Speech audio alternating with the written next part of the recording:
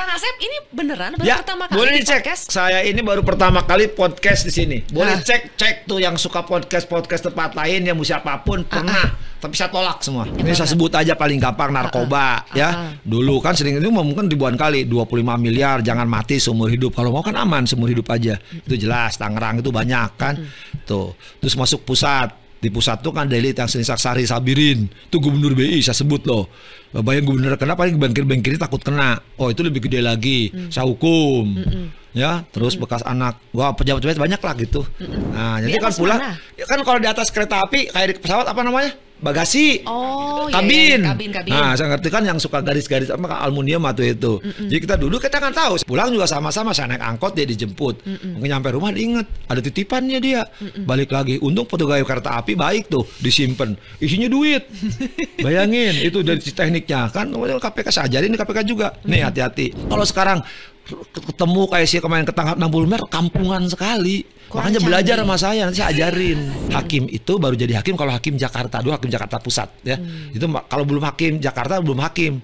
Takut ternyata suara si Asep dimunculkan di media-media. Tambah ketakutan itu orang-orang MA karena takut rahasianya dibongkar.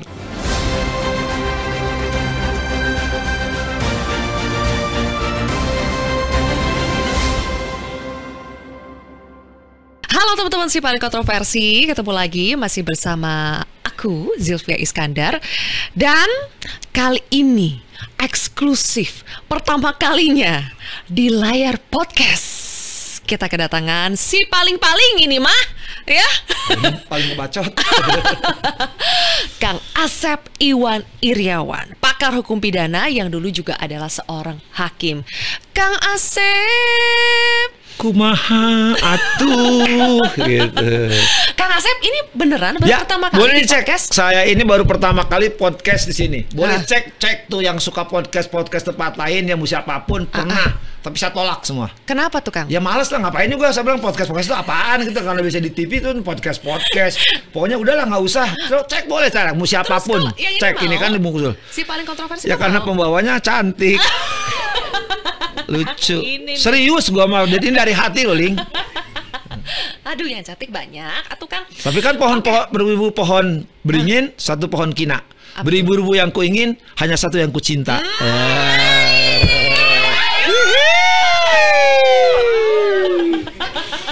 Males ngomong serius.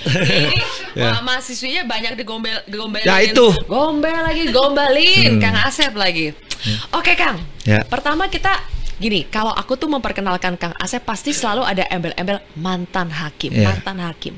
Tapi pasti jarang ada yang bertanya, kenapa sih jadi mantan hakim? Kenapa nggak lanjut aja jadi hakim? Ya kalau mantan kan bekas, kayak mantan pacar. Ya saksinya ada di sini Edi itu kan zaman saya dulu kan, pokoknya dikit-dikit matiin, dikit-dikit gede ginting karena dimuat tuh di media. Dia tahu masih simpan tuh dia apa namanya kolom apa namanya? Ada satu kolomnya khusus dia apa namanya? Redaksi ya apa begitulah pokoknya saya lupa. Enggak, redaksi gitu, bukan biografi, pokoknya figur begitulah. Ya. Terus kan jadi takut saya. Kang Asep ini suka memvonis mati. Mati, kan pertama kali gua matiin narkoba Tangerang. Korupsi aja belum ada yang berani seumur hidup. Itu belum ada KPK, belum ada Tipikor. Dulu BLB seumur hidup aja lah kita. Asal mau matiin, cuma dimarahin tuh hakimnya Ahok si Budi sama satu lagi Bu siapa, pernah Tangerang juga. Lu kerjanya matiin. Hobi gitu. Jadi sadis ya dulu Kang Asep. Ya bukan karena gini, kan narkoba, koruptor itu kan menyebarkan virus. Ya daripada menjaga mending itu belum ada COVID loh, ini virusnya kita matiin. Nah COVID juga sama kan. Jadi filosofi saya pokoknya biang kerok di Republik ini ya ternyata kejahatan luar biasa aja serius. Kita matiin aja lah, percuma lah, capek dihidupin. Terbukti sampai sekarang tuh korupsi. Tuh anak buah siapa? Junior saya 60M. Padahal kan 2 triliun. Nah, dibodohin aja, daripada dibodohin kan mending matiin aja mereka. Selesai. Walaupun kalau sekarang hakimnya pada kayak gini nih, baru nih kita semangat. Tapi setidaknya kemana hakim yang oleh Mahkamah Agung dibikin beberapa ada mahasiswa saya senang. Orang-orang yang memang nggak mau duit juga. Saya pengen dapat perkara gede-gede gitu supaya kita uji. Ya kalau enggak kita hajar tuh ketua Mahkamah Agungnya. Tapi itu tanggungan baru ini ya. Baru ya beberapa itu ternyata orang-orang yang memang bekas mahasiswa saya, junior saya, bahkan mereka juga kaget gitu. Kenapa saya? Pak, ya nggak apa-apa karena kamu nggak suka duit. Tapi kalau kamu suka duit, Pertama yang kamu gorok, saya yang gorok kamu. Oke, sebelum kita bahas nih soal, kan sekarang memang Mahkamah Agung setelah hakim-hakimnya pada kena kasus akhirnya semakin berbenah. Tapi sebelum itu Kang, balik lagi. Kang Asep kenapa akhirnya mundur sebagai seorang hakim? Ya, karena saya udah habis lagi tuh, mau apa lagi gitu kan. Karena ketika hakim itu kan bebas, ya. Nah, kalau bebas sekarang ditekan atasan, misalkan perkara gede, wah dulu dirjennya nitip, hakim agung nitip, ya, wah, mudah-mudahan nonton yang suka nitip, ada yang masih hidup kan, ya. Ya kan bayang gue nitip-nitip, dikiranya saya tempat di masjid penitipan sandal gitu kan. Oh, dari dulu emang banyak titipan ya? Banyak. Oh. Apalagi perkara gede gitu kan. Dari itu telepon, "Sep lagi nanganin ini tetangga saya, itu teman saya." Ya Bapak aja pegang sendiri, jangan saya gitu. Karena nggak berani. Nih kasih contoh, saya juga baru tahu tuh beberapa mereka nggak berani manggil saya. Yang mungkin nonton tuh pimpinan MA sekarang kan, si Budi saya sebut. "Sep tahu nggak gue yang dipanggil sama ketua?" "Hah? Kenapa nggak manggil gue?" "Takut lu, mulut lu kan galak sama kita," katanya. Jadi takut. Padahal nggak apa-apa kan, gue juga ngapain, gue juga dipanggil cuma ngelawak doang gitu kan. Iya. Kalau dari dulu banyak titipan, Kang Asep sendiri pernah ditawarin nggak dulu? Ya banyak itu mah. Udah banyak. Ini saya sebut aja paling gampang, narkoba ya. Dulu kan sering itu mungkin ribuan kali, 25 miliar jangan mati seumur hidup. Kalau mau kan aman seumur hidup aja. Itu jelas, Tangerang itu banyak kan. Tuh. Terus masuk pusat. Di pusat tuh kan Delit yang Seni Saksari Sabirin, itu gubernur BI saya sebut loh. Bayang gubernur kena, paling bangkir-bangkir takut kena. Oh itu lebih gede lagi, saya hukum. Ya, terus bekas anak, wah pejabat-pejabat banyak lah gitu. Tapi kan saya juga ngapain duitnya gitu, karena pikir duit banyak ngapain gitu. Kan bisa disimpan Kang. Iya, nanti ketambah yang itu kan saya bilang itu mah kecil. Nih saya kasih tahu banyak. Dulu tuh ada teman saya nyimpen duit di bawah itu kolong kasur, tapi di bawahnya begitu diangkat kena rayap. Satu. Ada lagi ini orang nggak pernah, saya cerita aja nggak apa-apa kan, sama takutnya nyablak kayak gini. Jadi teknis itu kampungan mereka terima duitnya. Dulu aja zaman dulu tuh 2000-an ya itu hakim tuh kan, 2000 juga pernah tahu. Jadi teknisnya gini, misalkan orang naik kereta ke Bandung, ya. Itu benar-benar ini kejadian. Nah, saya kan biasa dulu kan nitip calo dan semua gitu kan. Jadi duduk nomor bapak gitu. Nah, tuh ada teman saya kaget dia pulang juga. Teman saya terus kan pulang turun. Pas pulang turun, dia dulu kan nggak ada HP. Telepon rumah itu. "Sep, gua ada yang ketinggalan." "Apa ketinggalan?" "Lah, tadi kamu kan nggak bawa apa-apa." Ternyata si penyuapnya nyimpan, misalkan dia nomor 3A, saya lupa nomornya ya. Jadi disimpan di atasnya. Jadi teknisnya itu hebatnya, simpan di atas. Nah, jadi kan pulang, ya kan kalau di atas kereta api kayak di pesawat apa namanya? Bagasi. Oh, kabin. Kabin. Nah, saya ngerti kan yang suka garis-garis apa aluminium atau itu. Jadi kita dulu kita kan tahu, sama kan ransel dari dulu juga bawa ransel, saksinya di gini. Sekarang juga bawa ransel. Gini sudah simpen untuk jaket kalau dingin depan kan aman. Dia saya tahu nggak apa-apa, kata kita ngobrol. Pulang juga sama-sama, saya naik angkot dia dijemput. Mungkin nyampe rumah diinget ada titipannya dia. Balik lagi, untung pegawai kereta api baik tuh, disimpan. Isinya duit. Bayangin itu dari tekniknya kan KPK saya ajarin di KPK juga. Nih hati-hati. Kedua, kan kalau anda ke mall dulu tuh saya inget ya apa kayak pokoknya di atas apa minimarket di atas tuh kan nggak boleh nyebut merek kan? Iya janganlah. Kan suka nyimpen kan, kita nyimpen barang, ya nanti pakai kasih nomor kartu kan. Jadi misalkan Alin mau nyuap saya, nggak usah langsung. Ketemu aja, disimpan di tip kan barang itu di loker penitipan loker penitipan gitu, ya? Nanti pulangnya kan itunya dikasihin nama saya ambil gitu. Itu dua. Jadi banyak beribu cara. Modusnya seribu cara. Gitu ya? Jadi kalau sekarang ketemu kayak si kemarin ketangkap 60 meter, kampungan sekali. Makanya belajar sama saya, nanti saya ajarin. Jangan dong kan. Serius, banyak tuh. Modus-modusnya aneh-aneh ya Kang. Jadi kalau mainnya nitip-nitip itu mah udah banyak gitu. Berarti Kang Asep paham dong yang namanya. Ya karena saya kan di ketua maklar. Pertama, saya di sekretaris ketua Mahkamah Agung. Jadi laporan-laporan itu nyampe ke saya semua. Yang ngelaporkan tanpa identitas. Saya lapor sama ketua dong. 3 ketua loh saya bayangin. 3 rejim, 3 rejim. Pertama Pak Purwoto Ganda Subrata.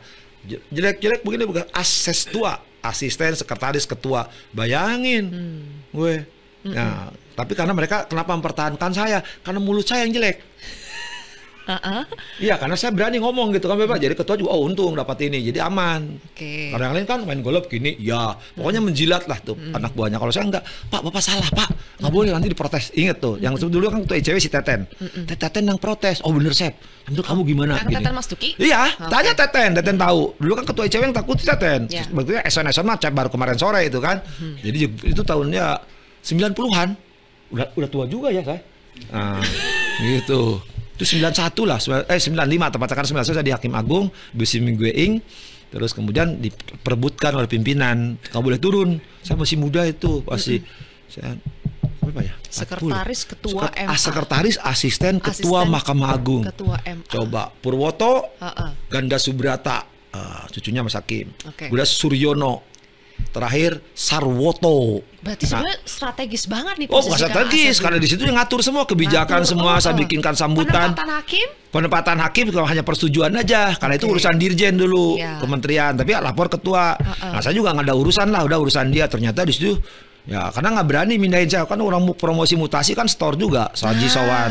Nah, kalau saya mah kan satu-satunya yang tidak pernah mindahin saya jauh. Ya karena takut juga mereka, saya omelin. Pas udah di MA masih banyak juga yang mencoba nyogok. Oh iya kan diusir, kan ruangan saya ruang kaca. Jadi kalau ada tamu sebelum hadap ketua harus hadap saya dulu. Sebelum ngapain sama ketua? Urusannya gini udah cukup saya keluar. Itu semua pengacara-pengacara besar tuh yang sekarang ada di Komisi 3 semua tuh pernah hadap saya. Ya termasuk yang cincinnya gini juga tanya. Itu teman saya udah kuliah. Iya, jadi selalu percis, tapi baik. Cuma gini-gini pokoknya.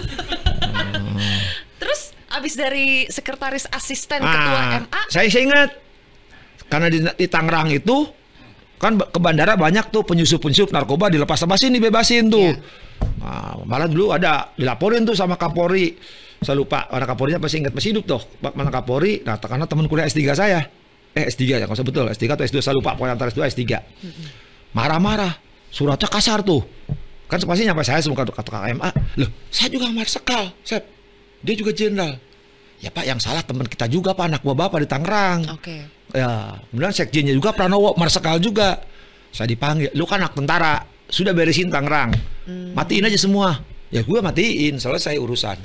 Itu dipindahin ke Tangerang. Tangerang ternyata kan membuat goyang semua karena bandar kaitan persilatan tuh, muat Edi Ginting itu kan beritanya rame itu. Pertama kali mati ribut. Akhirnya saya disuruh pindah tuh. Nah itulah hakim-hakim Jakarta rame kena kasus itu. Nah itulah idenya Pak Yusril sebagai Menteri Kehakiman, Ketua Mahkamah Agungnya Sarwata. Saya belum setahun di Tangerang, ya terus kita mati-matiin narkoba, suruh pindah ke pusat. Ya, karena saya kan hakim niaga pertama, ranking pertama loh saya. Jago bisnis. Saya hukum bisnis bukan pidana sebenarnya mah. Ya pidana mah main-main aja saya. Matiin-matiin itu lupa juga apa matiin-matiin. Saya hukum bisnis, kalau bicara hak kekayaan intelektual, cara persaingan usaha, itu yang saya ajarkan. Ya. Nah, pindahlah di pusat, tanganilah perkara-perkara gede di situ. Nah, di situ memang ujian. Makanya saya bilang hakim itu baru jadi hakim kalau hakim Jakarta, dulu hakim Jakarta Pusat ya. Itu kalau belum hakim Jakarta belum hakim. Kenapa tuh, Kang? Ya karena perkaranya gede, semua diuji di situ. Cobaannya gede. Oh, godaannya gede. Itu mah contohnya kemarin kan wakil pusat itu kan. Bayangin dari dulu itu kalau Tangerang 30 itu lebih dari 30 ya. Saya kan 60. Itu di tahun berapa tuh udah segitu, Kang? Itu saya 299 ya. Pokoknya habis reformasi 99 sampai 2003 saya di sini 2002. Saya lupa lah pokoknya segitu. Kan lupa 20 tahun lebih lah aki-aki pikun. Ya. Oke. Nah, singkat cerita kenapa resign, Kang? Resign tuh karena saya menghadapi beberapa perkara ya, ada tekanan-tekanan. Itu tercatat di beberapa majalah lah. Saya masih ada jejak digital. Saya nggak kuat. Saya bilang nggak kuatnya bukan masalah apa. Kan hakim itu 3 orang majelis, ya. Nah kita kan punya 2. Kalau 2 takut, saya nggak, kan kasihan juga teman saya. Akhirnya diomelin sama istri-istrinya. Deket sama si Asep percuma, kita nanti dibuang jauh gitu. Saya kan kasihan teman saya. Udah deh kalau gitu gue yang keluar supaya aman. Nah biar lu aman. Ternyata parah.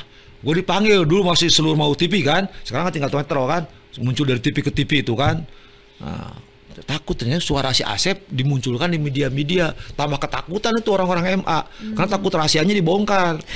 Kan nama-namanya ada di saya. Siapapun. Dia tinggal nyebut aja kan. Dia kan takut. Yang paling takutnya teman-teman saya takut namanya disebut kalau kita punya acara di TV Metro. Itu aja aman. Sebetulnya tekanannya bukan langsung ke Kang Asep tapi ke teman-teman saya, kan kasihan ya. Itu yang bikin gak tega. Saya nggak tega sama teman, saya selalu solidar. Tanya teman-teman hakim sekarang, boleh. Saya pasti bela teman-teman. Dulu dipanggil kaya juga ada yang dipanggil kaya itu. Kasusnya mantan ketua KPK ya, jadi terdakwa diadili tuh sama Majelis Hakim Jakarta Selatan. Tapi saya tahu Hakim Jakarta Selatan tuh yang ngadili ya cuma 1 orang ya, yang sering sebut namanya itu orang benar-benar suci malaikat ya. Sabela kan dipanggil sama KY. Oh, saya dampingi ke KY. Tanya ketua KY itu Eman, Suparman siapa. Saya kata-katain kasar. Solidaritas lagi itu Sabela, banyak Sabela. Tapi karena mereka nggak salah, tidak ada mereka betul hukum bener gitu. Itu diantaranya. Mereka tahu sama saya. Oke, kurang lebih itu ya kilas balik seorang Asep Iwan Iriawan dulu sebagai hakim yang pastinya menakutkan. Nah, sekarang Kang Asep tampil kalau ada berita hakim ketangkep. Iya.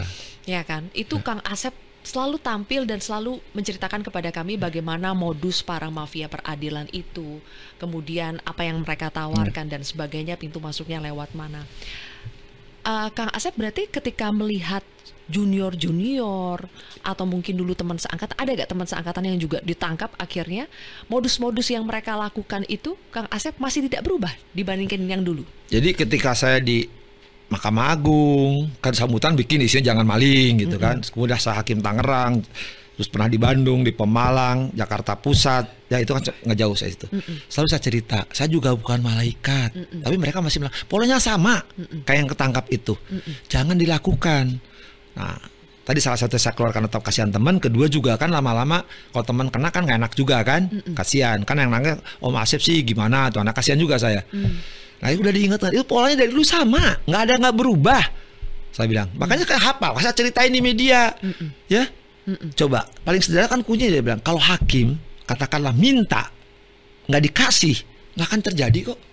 Masalahnya digoda oleh para pengacara, pengusaha di belakangnya kan, diatur entah dari atas, entah dari kanan kiri. Dan itu dari dulu nggak pernah berubah. Tadi saya bilang, kan malah sekarang kampungan menurut saya. Tadi saya ceritakan di kereta api, di tempat mal-mal itu lebih canggih Kak, ketangkap, atau di kamar hotel check-in itu nggak ketangkap, itu banyak lain lah, bisa 1000 cerita, banyak cerita itu kan. Tapi kan sekarang melakukan itu kan lebih kampungan lagi kan, coba pakai telepon pasti ketangkep dong. Dulu aja nggak ada HP gampang, melalui panitra, penitipan tidak ketara agennya, padahal panitra suka nipu juga kan, ya kan ketahuan, orang tahu. Kalau di Mahkamah Agung dulu yang hakim agung kena karyawan panitra itu kan parah, dulu mah kamu nggak ada yang gitu, dan zaman saya nggak ada hakim agung kena. Sekarang coba hakim agung kemarin kena. Sekarang kemarin Rika Jagot menyebut hakim waktu ada. Nah, urutannya kemarin waktu sidang kalau tidak salah. Itu kan dari dulu. Dan kita buka sekali buka diingat, jangan sudah. Kita kan pilihan jadi hakim. Tapi kalau lama saya ngomel kan nanti saya darah tinggi, digaji 500, tadi bayar 500 juta, mending ke kampus. Di kampus saya nikmat. Terus Kang Asep pas mendengar yang itu, Zara Afrikar ya? Iya. Yang ketangkep makelar kasus di MA.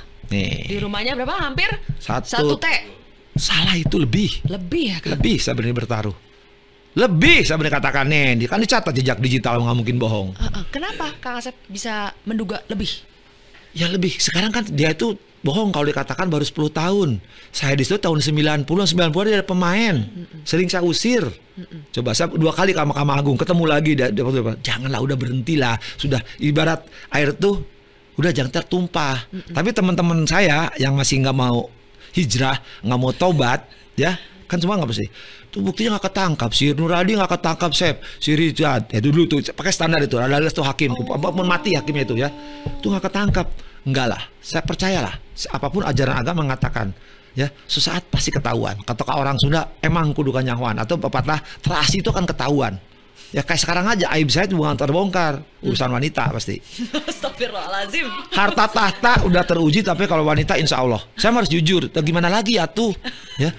Oke, balik lagi. Teman-teman, udah itu nggak apa-apa, biar saksikan. Kalau ketahuan gue ya sudah apa-apa lagi gitu. Yang penting ya gimana gitu ya. Zara Afrikar. Baca Zara itu dari dulu, jadi uangnya lebih. Gini paling gampang, sekian puluh tahun ya. Tadi kan hari kemarin tuh gampang, nitip dapat 50 miliar, satu perkara 50 miliar.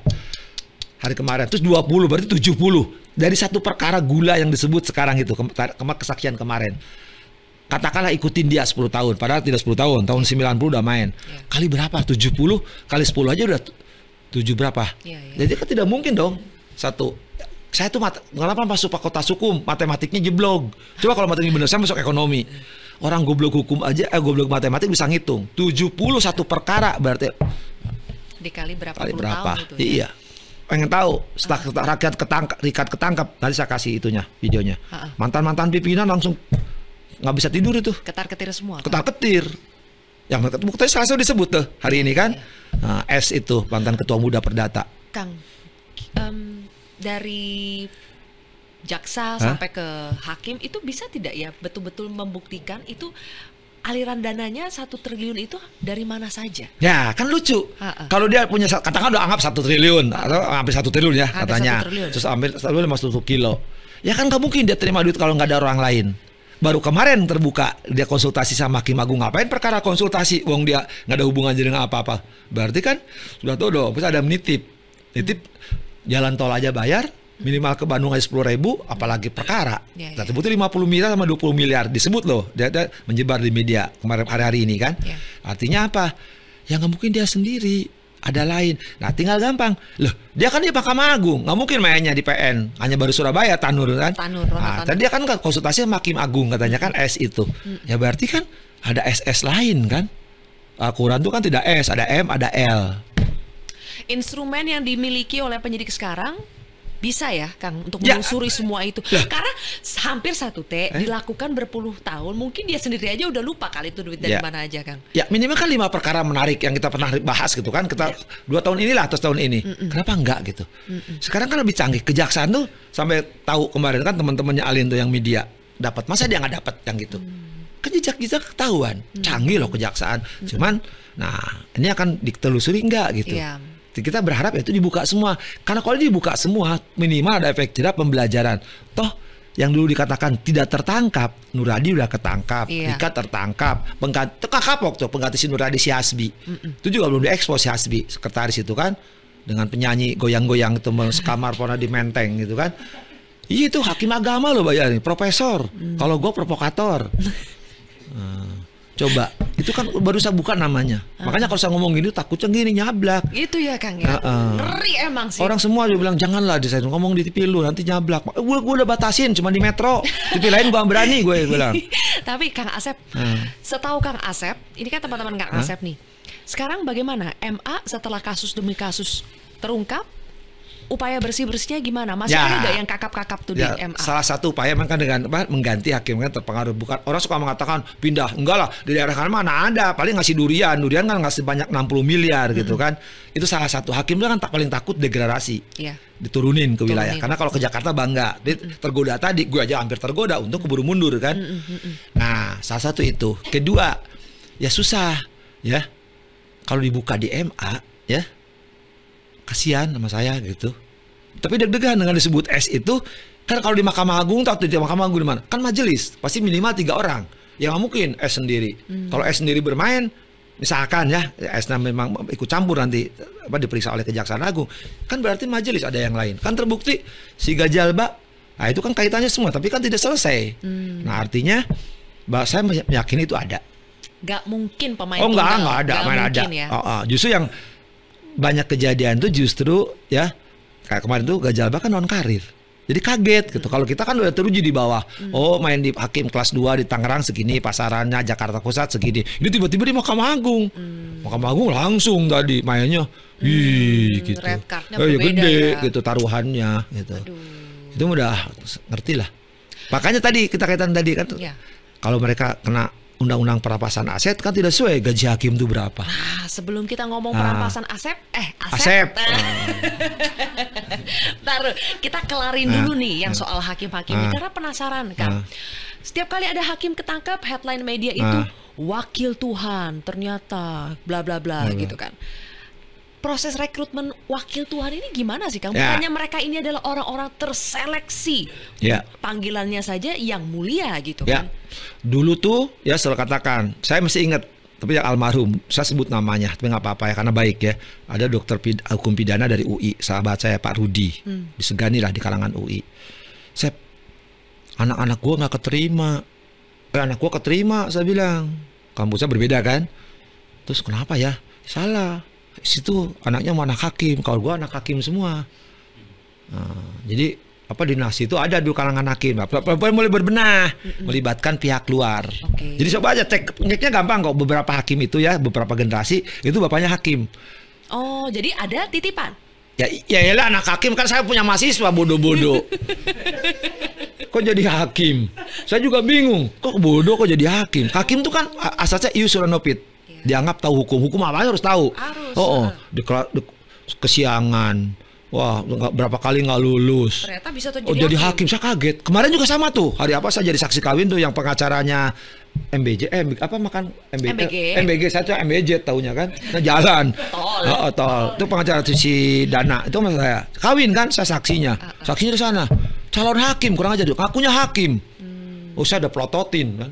Nah, udah kebayangin. Oh, bapaknya begitu. Oh, ya sudah. Tapi sekarang kemarin melibatkan katanya, saya nggak tahu juga karena saya untung saya nggak punya anak. Jadi gitu. dari proses rekrutmennya saja juga sudah bermasalah. Masalah. Jadi titipan ordal itu udah pasti. Saya sebut titipan bapaknya. Ini ya, Kang, itu semua institusi juga ya kan udah tahu, misalkan udah tahu saya kerja di sini bisa cari duit sini ya. Pasti itu banyak anak-anaknya. Anak penegak hukum juga sama kan banyak. Hakim juga sama. Tapi kemarin katanya karena saya jarang ini. Tapi bukannya rekrutmen hakim tuh harusnya standar moralnya itu lebih tinggi ya? Harusnya. Tapi faktanya kan tadi hakim main narkoba, selingkuh, malah ada pimpinan ketua muda sebelumnya kan merusak rumah tangga orang, main narkoba, nggak diproses lagi. Nah, itu kan setelah ya, Kang. Maksudnya sebelum dia menjadi harusnya. hakim kan standar kualifikasi, kapasitas, sampai moral itu kan harusnya tinggi, lolos dulu nih. Kalau nanti setelah jadi hakim baru bermasalah itu kan urusan nanti. Tapi dari awalnya kenapa? Gini, jadi kan masuk ke lingkungan, senior-seniornya ngajarkan, oh enak ya, senior kita kaya, pakai ini, mobil ini, rumahnya di sini. Jadi mereka lihat paternalistiknya, patternnya. Nah harusnya didik. Maka salah satu kenapa saya keluar, saya didik di kampus-kampus. Kamu jangan gini, nanti gini pilihannya.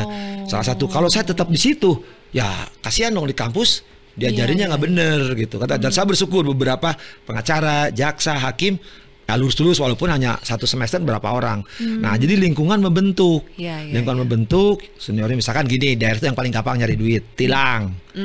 Nah, kan perkara kecil. Bapak pernah kena tilang nggak? Bayar 300 ya, kena denda. Enggak 300 tulis 30.000, 270 bagi-bagi. Dari duit kan lumayan tuh tiap minggu berapa? Itu baru saya yang kecil ya di kampung. Apalagi tadi perkara di Jakarta Pusat. Wah, udah Jakarta Pusat selatan mana itu yang kena kan tahu sendiri kayak kemarin. Konglomerat. Siapa yang nggak tergoda? Hakim. Maka saya bilang kalau hakimnya nggak digoda enggak, tapi karena suasana pimpinannya juga begitu. Contoh, takut lagi hakimnya. Sudahlah sumuhun, iya, enggak. Nah, nggak ada yang berani ngelawan gitu. Terbentuk kalau ngelawan. Nah siap-siap dimutasi jauh, naik pangkat tapi hakim tingginya di Papua mau di Aceh. Jadi ada proses rekrutmen yang bermasalah, kemudian lingkungan, mutasi juga, promosi, role modelnya juga ternyata nggak role model, nggak ada, contohnya buruk malah. Maka tuh dikenal nih saya sebut, sebelumnya dulu ada Orba. Apa tuh? Jadi kliknya maaf harus nyebut, tapi harus saya sebut. Tapi Orba itu orde baru, ternyata enggak. Apa? Klik orang Banyumas. Itu jadi disertasinya itu. Siapa nama lupa Belanda tuh yang suka bela saya. Berikutnya orang Bali. Orang Batak. Jadi grupnya ikatan emosional. Terakhir SDM semua dari M-nya. Entah dari Malangbong, dari mana. Sekarang SMS. Apa tuh? Semua dari belakangnya Sumatera gitu. Kamu Ali. Ada pengelompokan. Ada. Jadi istilah kita buat itu tuh hakim yang mutus kemarin teman saya itu dia nyebutnya MU. Apa tuh? Maaf ya, misalkan Malangbong United. Ada. Itu udah bahas mereka saling tahu. Jadi, nah sekarang kemarin yang dibuang itu bekas dirjen yang lama, saya sebut aja nggak apa-apa dirjennya. Dirjen yang lama oleh Pak Narto bagus, bersihkan yang ada kaitannya. Karena selama ini ketua Mahkamah Pak Narto ini ya nggak pernah ikut-ikutan mutasi, males mungkin. Nah sekarang ketahuan, oh ternyata tadi ikatan emosional, kealumnian lah, kesukuan lah, ya ikatan-ikatan lain gitu, titipan lah. Terus dengan dipindah-pindahin itu bakal efektif ya Kang? Salah satunya gini, kenapa? Kan reward sama punishment itu karena motivasi. Iya. Nah kalau sekarang dia rewardnya karena setor, orang tidak akan motivasi kan. Nah tapi karena yang suka store tadi dipindahin, di dari situ nggak mungkin pemasukan ada, kan? Minimal berkurang lah, kalau ini nggak mungkin. Tapi kalau sekarang Jakarta yang etalasenya perkaranya gede, hakimnya teruji, kan nggak ada yang setor. Kadang saja kalau dia nggak minta duit, ya. Nah dulu kenapa zaman saya si Yusril tuh yang muda-muda disebut hakim bocil-bocil, krucil atau teletapis berpelukan, kita cepat diusir. Karena tadi kita kan Lebaran tidak nyamperin, Natal tidak nyamperin. Kalau yang tuyul-tuyul kemarin ketangkep, kan Lebaran, kawinannya bos-bos, pokoknya acara tuh paling, apalagi di ketua-ketua strategis minimal Bandung. Itu Bandung tuh penyandang dana, kan orang senang ke Bandung libur. Ya kalau bos datang minimal akomodasi, minimal beliin batagor, Kalau satu cuma datang kita, datangnya rombongan. Nah, wajar teman-teman perebutan daerah itu. Saya harus kembalikan modal. Akhirnya tadi nunggu. Itu yang terus. Karena rewardnya bukan dia di tempat untuk tadi orang-orang yang betul-betul pada tempatnya. Nah sekarang biar orang itu supaya dia nggak ada hubungannya gitu. Itu yang terjadi. Jadi ya terus tenang aja masuk ini. Dia tempatnya dari pusat ke selatan, selatan ke itu, muter di situ. Muter-muter. Iya, pokoknya kelas 1 aja, Pak. Gampang om. Cepat kalau dari Denpasar pasti ke Bandung. Bandung nanti naik ke Jakarta. Emang gak ada yang lain gitu. Jadi maksudnya pattern itu harus diputus ya? Diputus. Kan? Jadi ya, diuji tadi. Misalkan media kan gampang digital. Oh hakim, misalnya sebut nama, maaf ya. Nanti lagi etnis lagi Asep. Bandung tuh ada hakim namanya E misalnya. Orang udah tahu dimanapun kan gampang. Sekarang kan gampang. Asep pernah Tangerang, pasti ngoceh semua orang Tangerang. Kalau saya pernah macam-macam di pusat pasti ngoceh, di Pemalang cek aja hakim mah gampang ngocehnya. Dan lebih gampang lagi, tanya aja jaksa. Oh, hakim ini, oh ini nggak bisa. Sama jaksa ini, tanya juga hakim. Jaksa sama polisi paling tahu itu. Apalagi tanya penasihat hukum. Karena penasihat hukum kan apal kita. Oh ini yang suka membiayai semua. Gitu. Jadi kalau semua itu diputus rantainya, artinya ekosistemnya maupun jaringannya. Misalkan Hakim Asep, oh deket sama pengacara namanya Alin. Pengacara ini namanya Edi Ginting. Nah, kalau diputus, Alin sama Edi Ginting kan mainnya di Jakarta. Asep dibuang tuh di Papua. Gigi jari. Gigi jari. Minimal kan dia nggak bisa perkara. Jadi bukan nyimindahin, dia juga sakit di sana. Iya. Kang Asep, tapi aku ingat Kang Asep pernah bilang kalau aku pernah nanya ke Kang Asep di program yang lain ya. Kan ada salah satu ide dari Pak Prabowo untuk menaikkan gaji kesejahteraan para hakim. Terus Kang Asep bilang sebetulnya nggak linear. Nggak linear. Hakim mah mau digaji berapapun juga harusnya jujur-jujur aja. Itu Kang Asep kenapa bisa mengatakan demikian? Coba tanya hakim-hakim jujur. Semua pasti ngata jawaban sama. Nggak ada kaitannya gaji sama kejujuran. Ya, jujur mah sejak awal mah jujur sama berapapun dikasih berapa juga. Integritas mah beda, integritas, loyalitas, kertas. Kalau integritas sejak awal juga diapain juga ya. Memang gue jadi wartawan tuh gajinya segini, jadi hakim juga segini. Ya sudah, kan itu pilihan sejak awal. Maka saya katakan kalau mau kaya apa tadi di BUMN yang sekarang pindahin lagi kan. Nah, jadi apapun juga ya sudah mau gaji naik itu justru menimbulkan transaksi lebih tinggi. Ketika saya gaji pemain tadi ya 100, sekarang naik 200, nggak mungkin suap saya di bawah 200, pasti di atas 300. Itu tapi kalau sejak awal jujur, ya nggak mungkin digaji berapa juga. Emang sejak awal emang segini, ya sudah. Nah sekarang kalau kita gaji ribut naik mereka ya kaitan integritas nggak akan menyelesaikan masalah, justru menaikkan transaksional. Itu udah pasti. Saya berani katakan. Yang terima teman-teman kan gajinya udah gede-gede. Apa kecil tuh? Arif Juyamto itu udah gede loh Jakarta, di atas UMR. Tapi kan ada hakim-hakim justru ketika Jakarta menikmati karena lurus. Hakim di daerah tuh ribuan daripada lebih besar dari Jakarta. Gajinya kecil-kecil kan. Nah yang ribut tuh kemarin kan dipimpin Juyamto malah kan hakim kami itu kan. Hakim lain kan nggak teriak, dia diem. Karena mereka hakim jujur yang diam itu. Bukan berarti yang teriak tuh nggak jujur kan. Tapi ya mereka mungkin karena kebutuhan. Semua juga pola hidup kok kembalinya. Kok bisa hidup juga kok. Banyak kan yang di Jakarta gajinya kecil-kecil nggak pernah ribut. Sebut tadi Nugroho, Albertinaho. Itu kan teman-teman saya seangkatan, saya tuh percis. Nah, hidupnya ya begitu aja. Batiknya juga batik yang 100.003. Tapi ya kemudian kan menyesuaikan. Sementara batiknya yang lain harus atas 3 juta. Kalau saya pakai itu karena endorse. Metro aja nggak tahu gue pakai. Kalah lo kalian sama gue. Kita nggak boleh endorse. Nggak boleh, saya aja. Apalagi. Berarti kan integritas gaji itu tidak ada kaitannya dengan integritas. Harusnya hakim itu sudah selesai soal hidupnya. Gitu. Berarti karena memang rakus aja yang terima. Iya, rakus pola hidup, dia nggak puas. Duit juga nggak kurang sebenarnya kayak di Jakarta itu kan. Karena dia butuh kan Jakarta kan full flexing, clubbing. Ada ya Kang, hakim-hakim yang clubbing? Nah itu yang ketangkap komandan narkoba Bekasi kan lagi clubbing. Belum saya tunjukin yang lain. Flexingnya keluarganya anaknya, kan anaknya masa saya. Di kampus ditanya mana ngaku anak hakim, tapi kalau menjelang UTS UAS saya anak kita anak lo. Jadi saya tahu lah udahlah kayak gitu mah dunianya saya pegang. Iya. Terus gimana ya Kang kalau sudah kayak bobrok seperti itu mentalitasnya ya sistemnya juga Kan salah satu setidaknya waktu zaman periode Yusril sama Sarwoto kan udah berhasil. Artinya tidak pernah ada korupsi periode itu, hakim-hakim bocil atau hakim tanda petik. Artinya udah teruji salah satu mengurangi itu kan. Kalau menghapuskan nggak mungkin lah ya. Hakim-hakim bocil itu maksudnya yang masih junior. Jadi pilih seperti polanya kayak sekarang kemarin itu. Junior yang tidak memenuhi syarat masuk Jakarta karena masih tidak memenuhi syarat gitu kan. Karena pangkatannya, tapi mereka jujur-jujur. Ya tanda petik ya. Karena kita belum tahu, harus diuji nanti. Terbukti kan 99 sampai 2005 mana ada hakim ketangkap lurus, dan itu takut semua pengacara mundur. Nggak ada yang berani. Hanya Jakarta Selatan. Jakarta memang kecelakuan dulu ke Selatan ya, catatan. Yang lain aman kok, nggak ada periode itu ya. Tapi setelah itu di penggantian pemain baru kembali ke aturan lama. Setelah itu kan beberapa hakim ketangkap, pusing kita bahas. Nah, sampai terakhir puncaknya kemarin kan dengan lain sama sih inget. Pasti tiap semester kok pasti ada, bener kan tiap semester kayak ujian aja sekarang. Nah sekarang mudah-mudahan kita berharap salah satu cara lah ya. Tapi kalau ada pihak lain mengatakan ada cara, saya kira sampaikan lah. Saya berani nyampaikan atau sampai langsung ke Mahkamah Agung nih supaya hakim nggak ini gimana. Kalau cuma dihukum mati mah nggak kapok. Ya nggak mungkin lah hakim dihukum mati kecuali sedang persyaratan tertentu gitu. Kan hakimnya sedang aman-aman semua ketangkapnya. Dan coba polanya kan Jakarta Surabaya. Jakarta Surabaya. Iya. Ronald Tanur Surabaya ya. Dari sebelum Ronald Tanur juga ada yang ketangkap di Surabaya kan. Itu udah main dulu. Kalau Jakarta mah zaman saya masih mahasiswa ditangkap di ruang sidangnya oleh Pak Sudomo Laksus. Saya sebut namanya itu zaman Gunawan siapa. Tapi suruh bersihin jalan apa dulu tuh. Iya. Jadi dari dulu itu udah ada. Oke, berarti kalau pucuk pimpinannya ini sudah berkomitmen. Dari si pucuknya ya kan. Tuh, suri teladan contoh. Karena gini, oh iya ketua Mahkamah Agung, oh ketua Pengadilan Tinggi. Saya kasih contoh ya, Ling. Paling boleh tanya. Gorontalo, Jambi, sekarang Sumsel.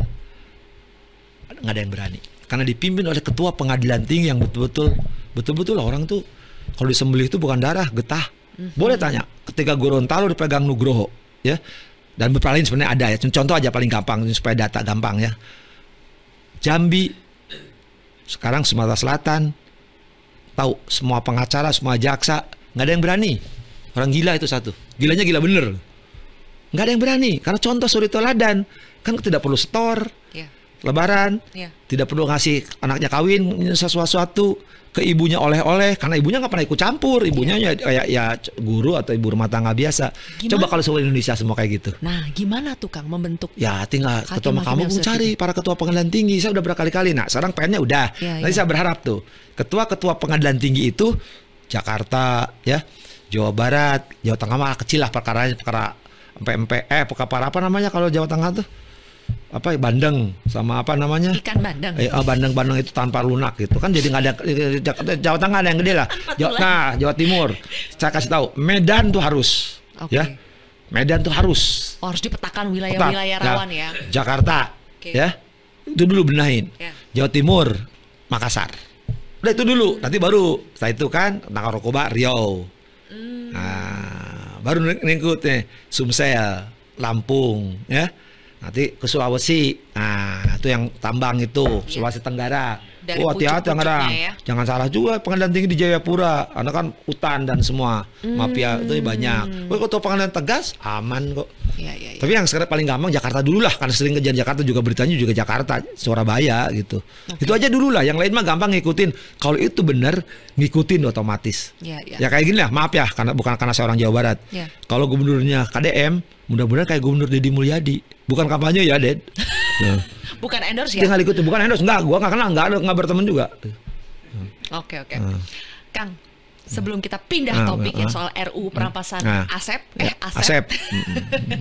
Kang, membentuk mental hakim yang seperti itu, dulu Kang Asep yakini sebagai seorang hakim dulu tuh apa sih? Jadi biar tidak bisa digoda, tegak lurus, menjaga moral, etika. Apa value yang Kang Asep pegang dan yang membuat Kang Asep seberani itu? Ya, karena pernah saya didik pertama tuh di kampus oleh bekas ketua Mahkamah Agung, Profesor Subekti. Orang se-Indonesia tahu siapa Profesor Subekti, jagoja. Kedua oleh Ibu Simi Gueing atau Retno Wulan Sustantio. Saya dibesarkan oleh orang mereka ya, yang orangnya lurus, dikenal di kalangan para hakim. Benyamin, Pak Purwoto itu tahu. Sandi kok gitu ya, jadi hakim kok sederhana, kaosnya sering bolong-bolong gitu. Terus mereka sendiri, Sep, lu banyak omong, suka banyak protes. Supaya kamu merdeka, bebas, jadi hakim. Saya udah dosen dulu tuh, jadi hakim aja. Itu Pak Bekti loh, ingat sekali, jadi hakim. Ya sudah jadi hakim. Nah, kemudian saya di lingkungan mereka terus. Jadi kan, bos saya tuh gini gitu. Jangan ya. Nah, terus puncaknya itu ketika saya di Tangerang, ya. Godaannya gede-gede gitu. Cuma saya selalu berpikir, paling gede berapa Kang waktu itu? 30 M. 30 M. Okay. Narkoba itu kan, Rani dan seterusnya lah gitu. Nah, terus pertama saya pikir, enggak, saya juga sempat tergoda. Terus ada dalam pikiran saya, jangan, inget tuh ada teman saya tuh hakimnya si Budi, saya perlu jangan makan uang haram. Kalau makan uang cerai nanti kita perlu juga cerai. Saya hanya berpikir, oh iya kalau makan uang narkoba anak ponakan saudara gue kena narkoba, itu yang saya pikir takut. Oh ternyata kan lihat Bu Retno, Ibu Bekti, oh tidak, anaknya tidak ada pernah kasus karena mereka aman-aman, mungkin bahasa agamanya halal gitu. Jadi kebawa. Oh iya ya. Terus juga ngapain juga gitu kan. Bapak saya apalagi tentara tuh kan. Bapak saya maka dulu istrinya suruh dagang kan. Jadi pejantan doang itu. Lu nggak usah mikirin itu, nggak usah. Biar urusan ibu-ibu aja yang begituan. Saya kebawa. Makanya dulu saya pengennya dapat artis. Udah jangan curhat lagi ya, kan. Serius coy, Indonesia tahu tuh. Oke. Jadi pentingnya kita dididik dan berada di lingkungan yang tepat bersih. Ya Kang. Kalau nggak bersih kok. Makanya. Kalau kita gaul sama tukang minyak ya tukang minyak. Tuh kan. Guys, lingkungan menentukan. Pilih betul-betul dengan siapa kau bergaul ya. Ini ada anak-anak intern kita Gen Z. Oke Kang, tadi kita di kontroversi versi TV kita membahas soal RUU perampasan aset. Bukan Asep. Bukan Asep. Yang sudah dinanti-nanti yang katanya ini akan menjadi obat mujarab bagi penjeraan koruptor. Pertama konsepnya dulu kan. Kenapa sih ini dianggap sebagai jurus jitu gitu? Ya, jadi kita kan bagian dari masyarakat dunia. Ya, masyarakat dunia itu kan supaya tidak ada korupsi lah istilahnya. Makanya ada UNCNC itu kan. Nah, kita ratifikasi.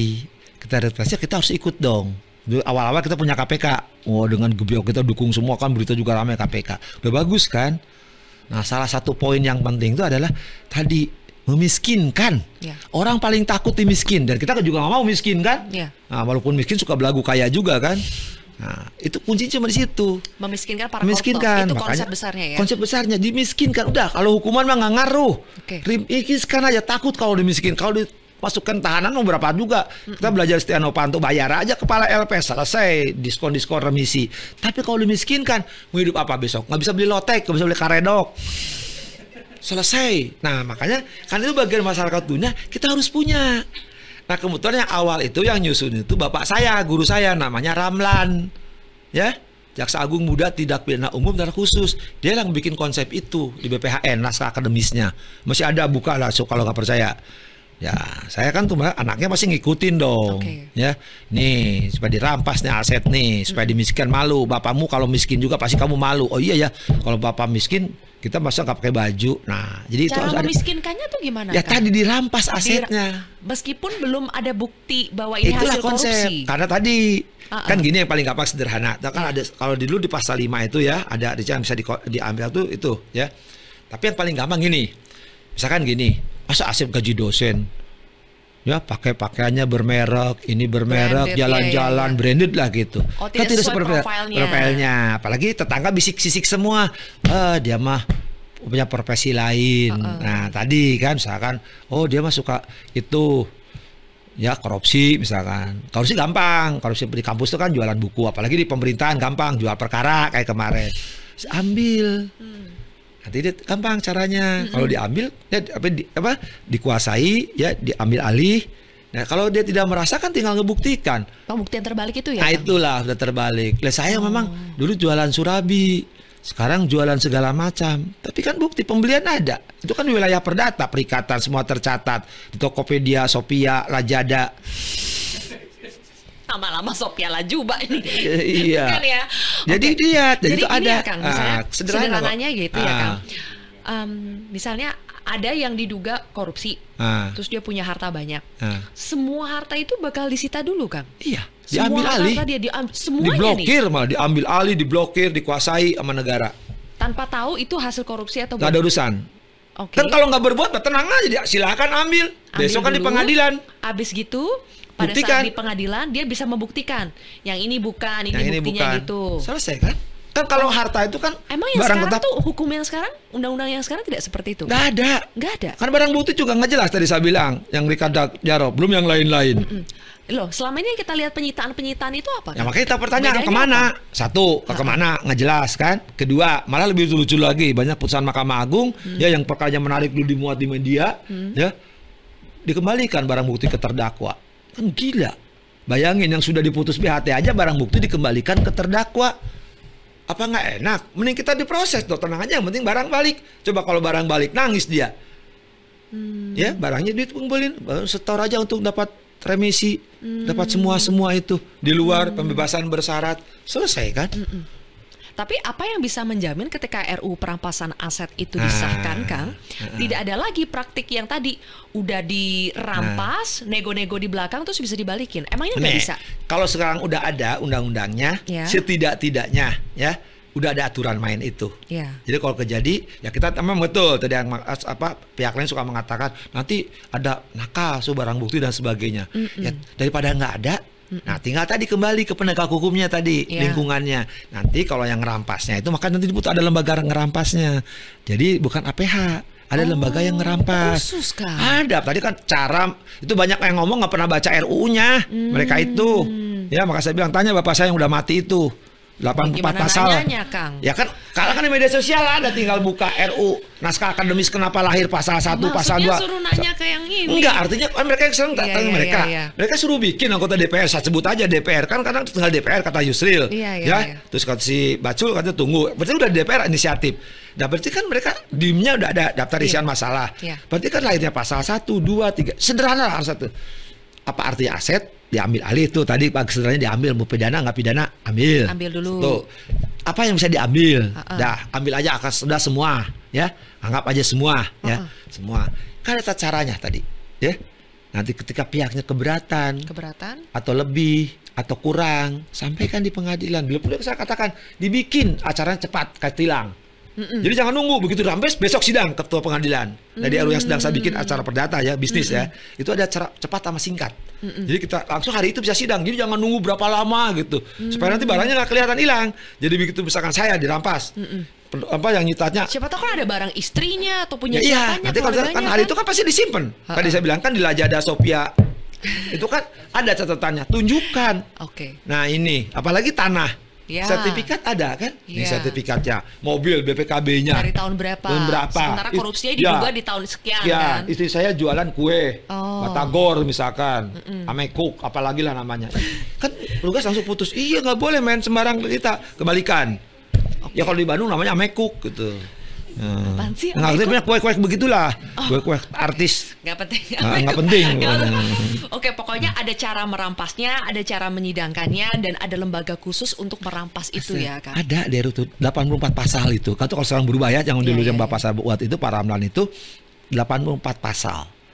Persis dengan naskah akademisnya. Kenapa lahir pasal-pasal itu rinci. Oke. Maka saya bilang, jangan-jangan yang ngeributin tuh apa yang para ahli komen nggak pernah baca. Baca dulu.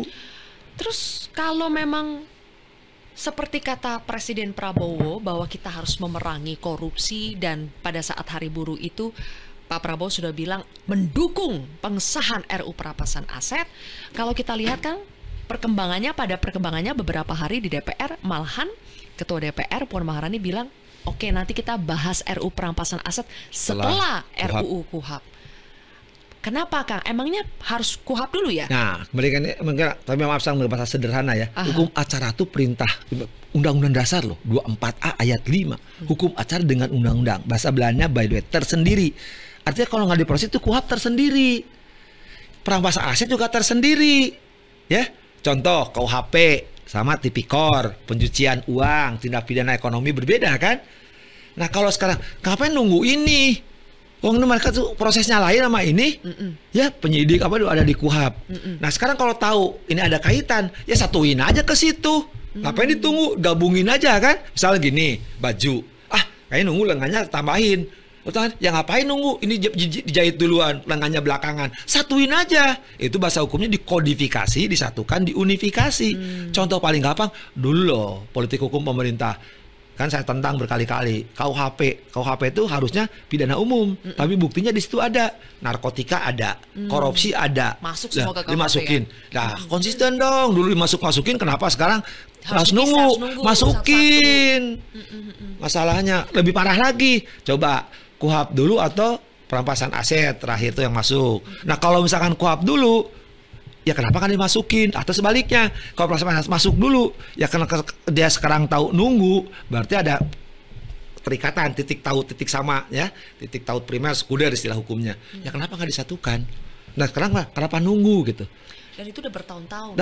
Nah, kalau kan berbeda alasan. Saya mengatakan berbeda-beda alasan semua. Sekarang nunggu 4 undang-undang, saya kaget. Ya. Undang Mahkamah Agung, nanti periksa nih. Undang Mahkamah Agung isinya nggak ada kaitannya sama perampasan aset, hanya usia ditambah. Ya. Undang-undang apalagi katanya tadi KUHP. Ada 4 undang-undang jawaban tadi. Kalau Yusril kan jawabnya nunggu DPR. DPR beda-beda jawabannya. Puan mengatakan nunggu KUHP. Si itu yang jujur awal nunggu bos-bosnya. Jadi jawabannya nggak ada yang benar semuanya tadi. Yang paling make sense menurut Kang Asep? Kalau saya jujur yang pertama itu karena itu resmi. Kita tuliskan karena antara Mahfud sebagai wakil pemerintah sama ketua Komisi 3. Ketua Komisi 3 dulu ya. Yang dulu ya, yang siapa periode namanya? lalu Bambang Pacul. Itu yang murni kok. Kalau yang sekarang kan beda-beda jawabannya. Bambang Coba Pacul tanya. itu kan bilangnya kalau kita nih hanya Korea. Kita harus teleponan dulu sama Betul, bos kita nih. betul. Bos kita tuh maksudnya ya Ya, pimpinan partai. Itu kan lulus, itu jelas. Berarti kan kalau nunggu partai ngapain? Kalau politik itu kan kepentingan. Nah, kan selalu kepentingan yang sama. Nah, bisa lawan kawan itu karena kepentingan kan, berarti ada kepentingan di situ. Kalau ada kepentingan, sekarang kepentingan sama. Kata Prabowo dukung. Ya kalau dukung mah sampai kapan aja dukung. Bukan didukung sekarang undang kan. Jadi harus perintah gitu kan? Ya perintah. Ya perintahkan cepet. Bahas secepat. Lihat kan ada berapa perundang-undangan yang cepat yang bisa dibahas hitungan hari kan. Ya kenapa ini? Katakanlah 2 tahun paling gampang. Tarik aja 2023 itu Mei kan. 20 Mei saya lupa surprise-nya. Kenapa di situ? Kan kalau salah nanti diperbaiki. Undang-undang kan tidak sama. Perbaiki aja pasal kan banyak. Nah paling gampang kan saingannya selalu kayak undang-undang itu Cipta Kerja yang suka sebut saya Uni Busway itu kan. Omnibus Law. Iya busway. Kalau busway itu kan busnya banyak penumpangnya, haltenya banyak. Ini juga kan, ini mah bukan penumpangnya takut, bisnya juga takut, haltenya ditutup. Dan yang Omnibus Law itu kan pada akhirnya bisa terbit Perpu ya Kang? Ya Perpu. Tanya, apakah sedang kegentingan? Tidak. Dulu yang kebanyakan yang Perpu-Perpu saya tunjukkan. Kalau yang ini harusnya bisa terbit Perpu gak Kang, yang perampasan aset? Sekarang mah ngapain Perpu? Kalau sekarang presidennya setuju, tadi jawabannya Bang Pacul, ketua partai, mereka koalisi, udah katakanlah 2 koalisi biasa-biasa gitu. Yang lainnya kan mayoritas, 80% dikuasai. RU-nya sudah ada, naskah ada, udahlah katakan ada kesalahan, nantilah kesalahannya kan masih ada perbaikan. Contohnya kan undang-undang kemarin juga diperbaiki itu satu persatu kan di MK. Kenapa enggak undangkan aja? Kalau takut Perpu kekalasan mendesak, apa kegentingan memaksa, ya selesaikan aja sidang sehari. Kan rakyat mendukung, tidak mungkin demo. Kalau undang-undang perampasan aset diundangkan semalam, bahkan mungkin nggak rapat, besok langsung diundangkan, saya yakin nggak ada yang demo. Nah, kenapa nggak? Yang takut justru yang mengundangkan kan? Nah, itu Kang. Apakah Kang Asep juga melihat yang karena ada ketakutan kalau diundangkan itu bisa jadi bumerang, senjata makan tuan? Satu kata bumerang. Tadi kan profilnya tiba-tiba jadi anggota dewan. Wah, rumahnya di mana? Itu di mana? Bayangin kalau anggota dewan dirampas. Malunya itu kan. Itu soalannya. Ya kan kita tahu. Yang anggota dewan kan kita apa? Siapa. Yang paling gampang gini. Kan kalau pengacara duitnya gede, kaya, ya kayak teman saya itu yang tangannya gini-gini, kan kaya bener tuh, nggak apa-apa tuh teman saya kan baik dia kan nggak mau legislatif eksekutif karena dia udah kaya gitu. Orang juga nggak curi kalau honornya banyak. Tapi kalau misalkan dia punya kantor hukum, kita tahu kan perkaranya cuma perceraian doang, pencurian gitu. Kita tahu honornya kagak ada, tiba-tiba jadi anggota dewan. Wah, penampilannya lain kan, minimal nomor polisi ganti, ya, mobil ganti, terus lagi ada sebagainya. Tiba-tiba kan, oh ternyata tidak sesuai profilnya. Anggota dewan tuh gajinya sekian, dipotong oleh partai store segini, masa kebeli mobil gituan. Nah, kalau lembaga aset ngambil, bukan soal duitnya diambil, bukan soal dimikinkan, malunya itu. Nah, kalau itu terjadi, ya seperti dulu. Kan dilahirlah KPK, akhirnya kan banyak menjerat di sana.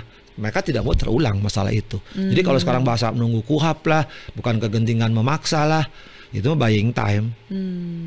Meskipun presiden sebetulnya sudah terlihat menyatakan terlihat dan menyatakan Kita hitung, komitmennya. itu hari buruh tanggal berapa? Tanggal 1. Ya, sekarang tanggal Sekarang kita tapping nih tanggal 8 8, Mei. 7 hari kan? Kan ada undang-undang juga yang sehari, 2 hari. Ya kalau gitu kan Seninnya bisa, ayo kumpul nih, nanti marah Pak Prabowo, marah, ayo kumpul, udah kita sahkan aja. Oh pas enak aja ngomong, lah yang lain kan ada contohnya. Ya, yang pilkada untung di demo. Ini mah kan udah dijamin nggak ada yang demo. Hampir semua netizen juga satu koalisi setuju. Kan aman kan? Salah dikit mah nantilah gitu. Kan itu naskah akademis. Saya bilang tadi tahun 1900-an itu. 2000 awal udah anggap 2000 awal aja datanya. Cuma 25 tahun loh. Ya. Itu yang ngebuat tuh tokoh-tokoh. Makanya. Masa yang pengalaman lagi. Loh, Jaksa Agung muda loh. Orang mengenal di kejaksaan. Bukan karena asa anaknya ya. Boleh tanya di kampus-kampus siapa yang namanya Ramlan. Ya, coba. Dan anggotanya juga tokoh-tokoh. Jago-jago gitu. Ya minimal lah. Kan tujuannya tadi memiskinkan. Nah, kenapa enggak gitu? Hanya diundangkan. Dulu kan 80 kurang lebih 84 sih dulu, sekarang atau 80 berapa. Dan bukan cuma perkara korupsi ya, Kang? Bukan karena buat korupsi tadi. Yang paling gampang sekarang gini, yang tidak sesuai dengan karakter profilnya dia. Tapi saya lihat ada perubahan tuh nunggu putusan BHT. Saya suka bingung. Inilah perlunya harmonisasi, sinkronisasi, koherensi. Wah, agak ngomong serius sih orang bener. Serius banget nih. Ini lagi bener. Setannya lagi pergi. Setannya lagi pergi. Tahu nggak? Loh, kalau cuman itu cukup undang-undang tipikor selesai. Jangan tipikor, KUHP aja selesai. Di KUHP itu ada jenis hukuman. Dihukum, penjara. Ada uang pengganti, ada uang denda, gedein aja. Hartanya berapa? Oh, sekian. Tulis aja pengganti sekian, dendanya sekian, selesai. Tapi masalahnya bukan karena putusan pengadilan, yang di luar pengadilan tadi. Bayangin kalau orangnya sudah mati, nggak bisa diproses, ya paling gampang. Tapi udah kaya, itu koruptor ada kebutuhan mati kan, dipanggil Tuhan. Ini belum dipanggil polisi sama jaksa. Nah sekarang bisa dengan perasaan aset. Ya, aset jadi ya di lembaga itu bisa manggil, proses, ambil barangnya. Nah, silakan keluarganya mau gugat mau apapun. Kalau nunggu putusan, nah keburu mati kan ada yang udah mati tuh. Beberapa contohnya gubernur itu yang mati. Akhirnya nggak bisa diproses. Duitnya kemana? Nah, tadi yang menarik. Ada konsep lagi yang saya nggak tahu ada apa enggak. Saya masih ingat Bapak saya cerita. Pemulihan. Pemulihan itu bukan judul tapi bagian karena ada diblokir ya, disita ya, diambil alih ya. Ada tadi gini misalkan ya, tim awal-awal pasti tahu tuh dia korupsi di Kementerian Agama kan, ada tuh korupsi haji, Al-Quran pernah kan, nah yang rugikan jadi cepet kan, nggak usah tunggu PKT karena dia mainnya di peran agama dulu bikin Quran, di korupsi harus bikinnya 1000 bikinnya 10 ya, uang itu kembalikan bikin Quran cepet kan, nggak usah putusan pengadilan. PU nih jalan tadi MBG MBJ, nah itu kan di korupsi. Ya kan keburu nanti saya pulang ke Bandung naik travel gubrak gitu kan, mati gue kan hampir tiap hari. Besok pagi saya pulang lagi nih gara-gara acara ini aja gue bolak-balik sekarang. Hati-hati ya Kang. Enggak apa-apa, amin lah, saya ridho ya. Tahu nggak? Itu korupsinya karena ada diproses kan, jadi uangnya itu kembalikan untuk jalan lagi. Biar cepat. Tadi ajas tuh tadi ini marganya dia. Pelayanan publik. Kita bersyukur sederhana mudah biaya ringan. Bersyukur sama Pak Sembiring kita punya ajas sederhana mudah biaya ringan biar cepat kembalikan. Nah. Mudah ringan. Kalau enggak kan tadi barang buktinya hilang atau kemana, hancur lagi, duitnya hilang, nilainya lagi. Dulu mungkin $10 turun inflasi. Kita bentar lagi kalau ini nggak selesai bisa inflasi kita. Nah, bayangin koruptor, dia udah menikmati, disimpan di mana-mana. Kalau sekarang diambil, balikin, diputihkan, itu orang ngerti apa enggak? Mereka saya nggak tahu juga. Tapi itu masih ada di konsepnya di naskah akademis. Jadi saya luar kepala harus cerita itu. Ya. Sombong boleh ya. Jadi makanya sebetulnya diharapkan dengan RU perampasan aset kita bisa meminimalisasi lah Kang ya praktik korupsi itu, karena dan uang cepat kembali.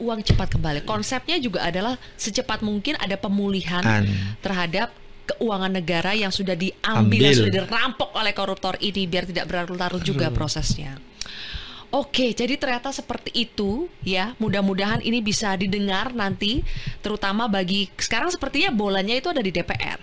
Padahal kalau menurut Kang Asep sebetulnya kalau ada political will, kita menunggu dari presidennya, Kang. Enggak, sekarang kan tangannya DPR istilahnya. Kalau DPR kan di rapat paripurna selesai, udah kirim ke DPR. Betul. Tanda tangan esoknya selesai. Diundangkan lembaran negara, berlakulah. Nah, Gak usah nunggu 30 hari, apalagi 40 hari. Itu keburu mati 40 hari mah. Iya, Kang Asep tadi juga dalam diskusi di TV mengatakan ya bahwa sebetulnya kan sekarang di parlemen itu 80%. Terus isinya juga adalah mayoritas parpol pendukung pemerintahan Pak Prabowo. Jadi kalau misalnya masih ada yang tidak mau menuruti apa yang disampaikan Pak Prabowo sebagai presiden, sebagai pemimpin koalisi partai pendukungnya juga itu bisa lewat jalur politik juga. Bisa, kan, PAW aja mereka. Kalau nggak mau ngebahas di PAW aja. Iya kan, partainya nggak menurut PAW. Cuma kembali tadi kan terserah pimpinannya. Mau gimana PAW, kan dia juga nurut terserah pimpinan. Kalau pimpinannya A ya A. Oke, Kang Asep. Banyak sebetulnya yang bisa dibahas Kang Asep. Tapi durasi katanya ini ya. Sudah 1 jam kita Kang Asep. Masih banyak sekali memang PR-PR yang bisa kita bahas. Tapi terima kasih ya. Kali ini segini dulu. Semoga Kang Asep tetap nanti mau datang lagi. Ya nggak apa-apa. Podcast itu karena pernah di sini aja harus konsisten. Ya? Asik. Tapi podcast lain saya nggak mau. Ngomong aja nggak apa-apa. Oke, Kang Asep Iwan Iriawan tetaplah menjadi pribadi yang seperti ini ya Kang. Jangan berubah, tetap kocak. Tapi jangan digoda ya. Nah, tapi jangan digoda. Itu yang bagian itu harus dikurang-kurangin ya Kang ya. Tapi gimana panggilan hati nurani? Terima kasih. Sama-sama. Kang Asep Iwan Iriawan. Teman-teman, demikian dulu podcast paling kontroversi. Nanti kita jumpa lagi di episode berikutnya. Dah.